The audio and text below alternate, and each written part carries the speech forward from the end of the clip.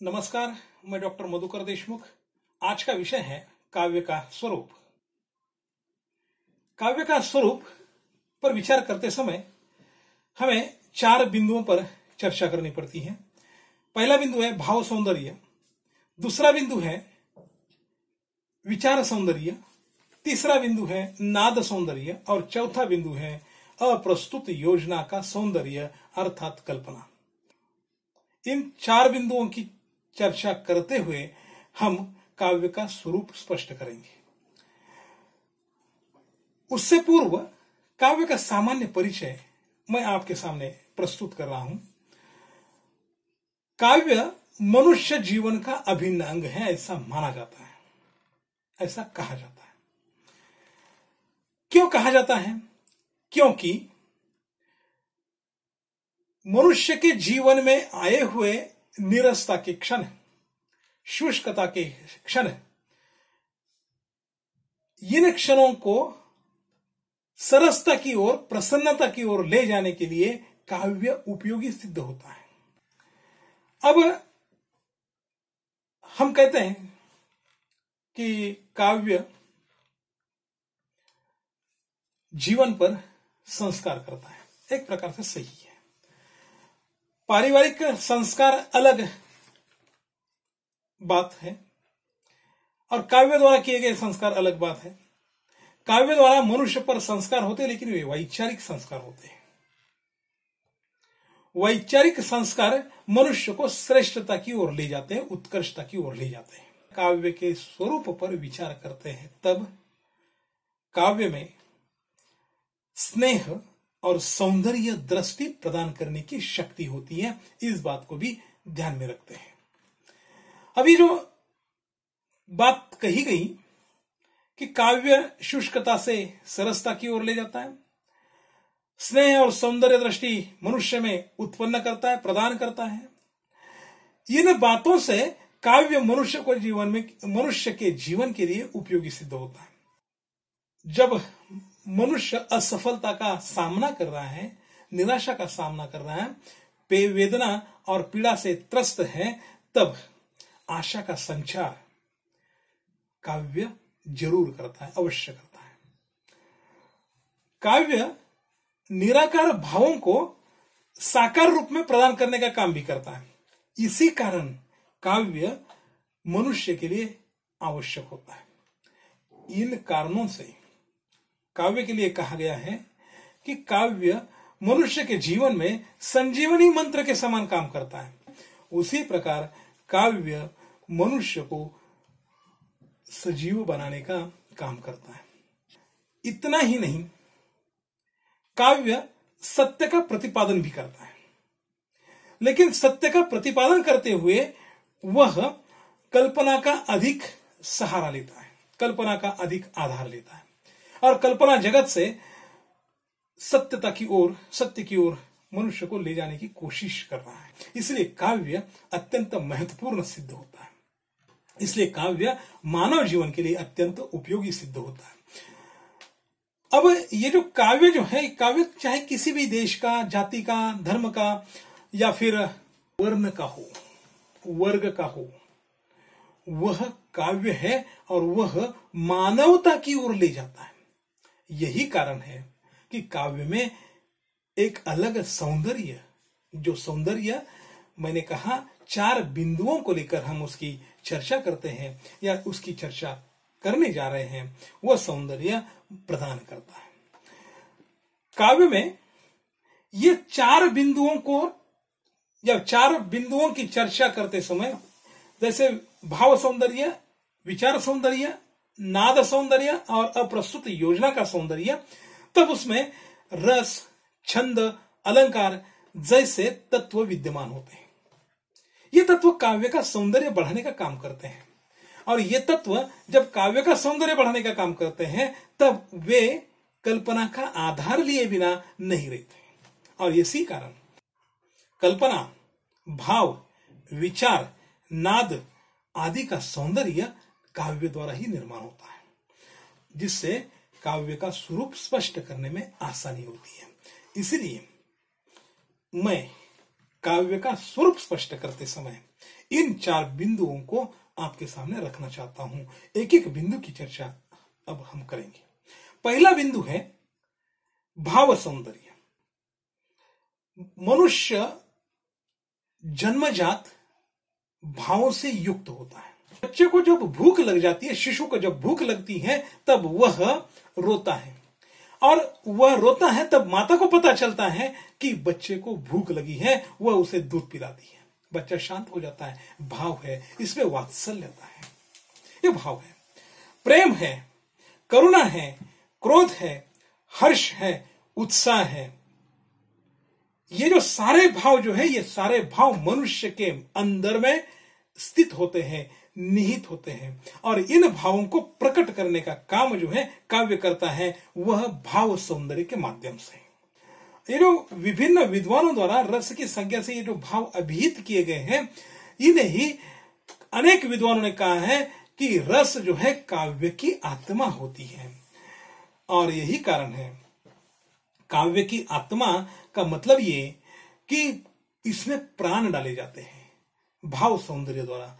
इसीलिए काव्य अगर सफल होना है, काव्य अगर सुंदर होना है, काव्य को सुंदर बनाना है, तब भाव सौंदर्य काव्य को गरिमा पहुंचाता है।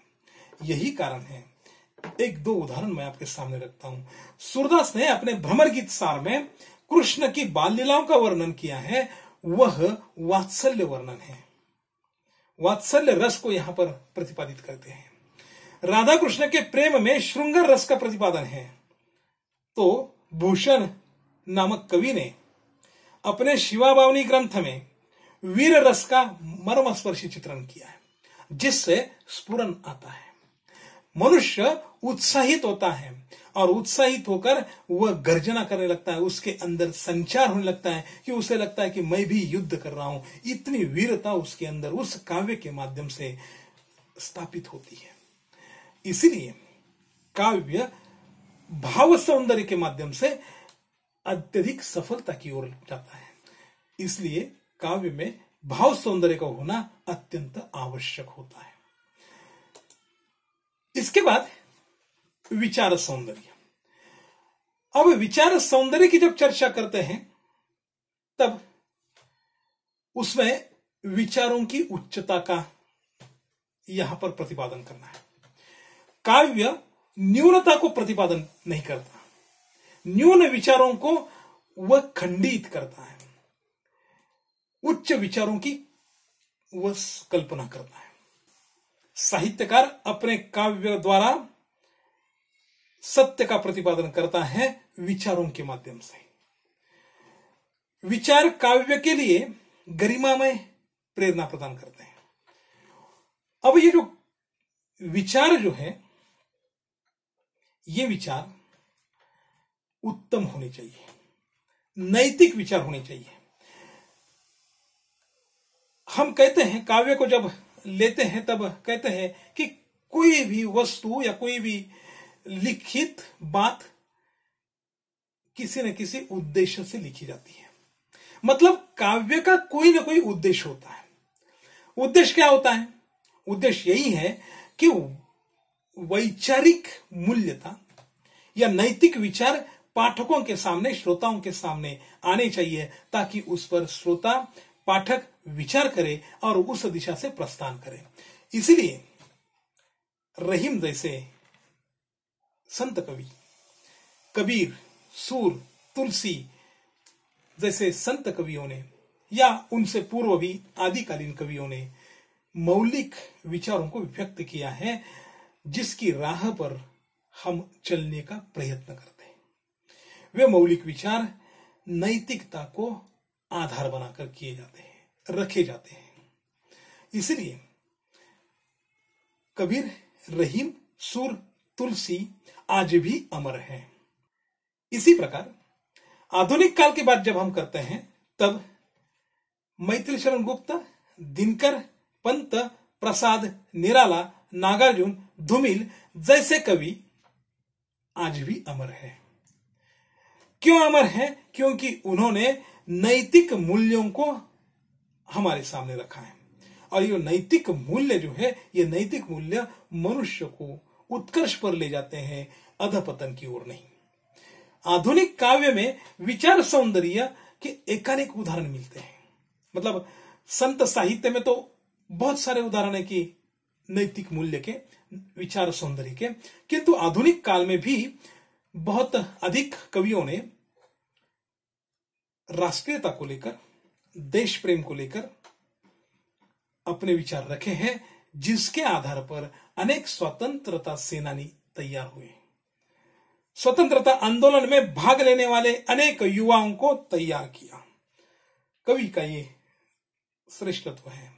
कवि ने इस प्रकार के अपने विचारों के माध्यम से अनेक लोगों को स्वतंत्रता आंदोलन में हिस्सा लेने के लिए, भाग लेने के लिए मजबूर किया। इसी प्रकार से थोड़ा सा आगे हम चलते हैं तो निराला है, नागार्जुन है, ये जो कवि जो है इन्होंने यथार्थ पर चर्चा अधिक की है। संघर्ष के साथ साथ उन्होंने मानवीयता के दर्शन भी हमें कराए हैं। वह तोड़ती पत्थर निराला की कविता मानवीयता का दर्शन कराती है। भिक्षुक कविता मानवीयता का दर्शन कराती है। कुकुरमुत्ता कविता मानवीयता का दर्शन कराती है। नागार्जुन की अकाल कविता मानवीयता का दर्शन कराती है। मतलब इस प्रकार से ये जो कवि हैं, इन कवि ने, चाहे वो आधुनिक काल के हो या फिर प्राचीन काल के हो या मध्यकालीन संत कवि हो, इन्होंने हमारे सामने मौलिक विचारों को रखा और ये मौलिक विचार जो है काव्य का सौंदर्य बढ़ाते हैं। इसलिए काव्य का स्वरूप स्पष्ट करते समय विचार सौंदर्य मायना रखता है। तीसरा सौंदर्य है या तीसरा तत्व है नाद सौंदर्य। काव्य छंदबद्ध रचना है। काव्य में नाद तैयार होता है, नाद निर्माण होता है। ये जो नाद सौंदर्य है छंदबद्ध होने के कारण निर्माण होता है। अभी जो नाद सौंदर्य निर्माण होने के लिए लय होनी चाहिए, गति होनी चाहिए, प्रवाह होना चाहिए, और ये सब लय, गति और प्रवाह को निश्चित स्तर का होने के लिए उसमें वर्ण और शब्द सार्थक होने चाहिए। समुचित विन्यास का उपयोग कवि ने बहुत अच्छे ढंग से करना चाहिए, तब जाकर उसमें नाद सौंदर्य निर्माण होता है। और यह नाद सौंदर्य कविता को उत्कर्ष पर ले जाता है, सफलता की ओर ले जाता है। यही कारण है कि नाद सौंदर्य भी कविता का स्वरूप स्पष्ट करते समय नाद सौंदर्य अत्यंत उपयोगी सिद्ध होता है। उदाहरण के लिए मैं अगर कहूं, कंकन किंकिन नुपुर धुनी सुनी, ये जो पंक्ति जो है, इस पंक्ति में मेघों का गर्जन है तथा नुपुर की ध्वनि है, लेकिन सुमधुर ढंग से कही गई है। शब्द विन्यास बहुत सार्थक रखा है, वर्ण बहुत उचित रखे हैं, और यही कारण है कि उसमें एक नाद तैयार होता है। यही जो नाद जो है, यह नाद सौंदर्य निर्माण होता है। कविता अपने आप उत्कर्ष पर चली जाती है। यहां पर ये जो प्रस्तुत उदाहरण जो है, इस उदाहरण में बिंब को साकार करने के लिए, भाव को गरिमा प्रदान करने के लिए नाद को रखा गया है। लयात्मकता उसमें आ जाती है, गीति उसमें है, और यही कारण है ये जो लय जो है, प्रवाह जो है, ये प्रवाह नाद तैयार करती है और काव्य का भाव गरिमामय प्रदान होता है। पंत प्रसाद निराला आदि कवि जो है, आधुनिक काल की बात मैं कर रहा हूं, आधुनिक काल में इस प्रकार के कवि जो है हुए हैं जो अमर हो चुके हैं। उन्होंने अपनी कविताओं में, मतलब निराला की कविताओं में तो संगीतात्मकता तो बहुत अधिक मात्रा में है, नाद सौंदर्य उनकी कविताओं में अधिक है। इसी प्रकार से यहाँ पर नाद सौंदर्य कविता का स्वरूप स्पष्ट करते समय अत्यंत उपयोगी सिद्ध होता है। चौथा बिंदु है अप्रस्तुत योजना का सौंदर्य, अर्थात कल्पना। मनुष्य या साहित्यकार यथार्थ को जब वाणी देता है तो वह कल्पना के द्वारा देता है। जब यथार्थ को जैसे के वैसे अगर हमने रखा तो वह कटु लगता है, और ये कटु मनुष्य को हजम नहीं होता।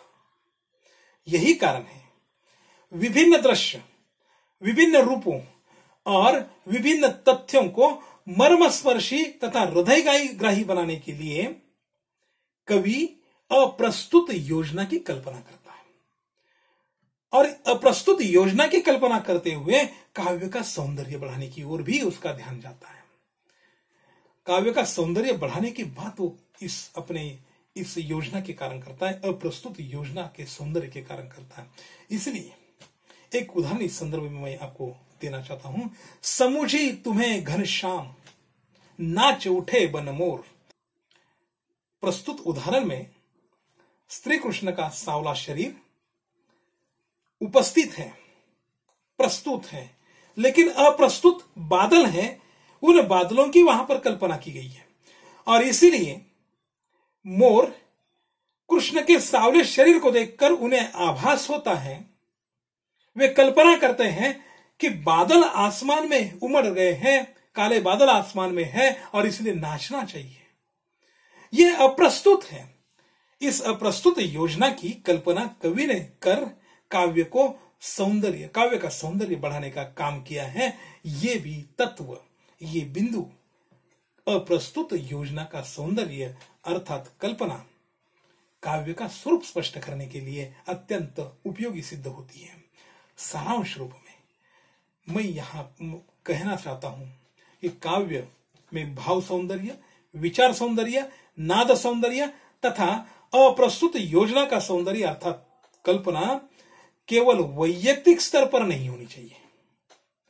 उसमें विश्व हित अगर होगा, विश्व हित की भावना से अगर वो होगा, तब जाकर वह कवि और उसका काव्य सफल होता है। और यही कारण है कि जब काव्य सफल होता है उसका स्वरूप अपने आप स्पष्ट हो जाता है।